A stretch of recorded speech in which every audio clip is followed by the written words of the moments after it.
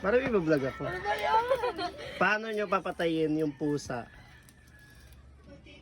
nang hindi nyo kayang gawin sa tao? Madali.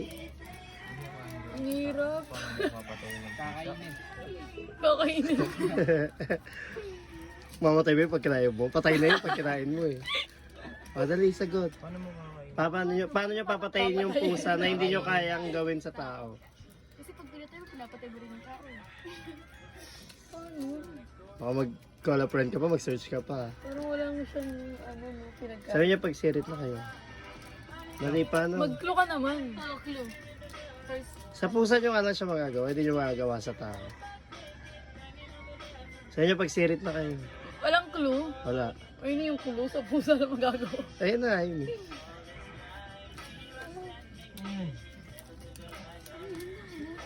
Ulitin kita tanong paano nyo papatayin yung pusa na hindi pwedeng gawin sa tao?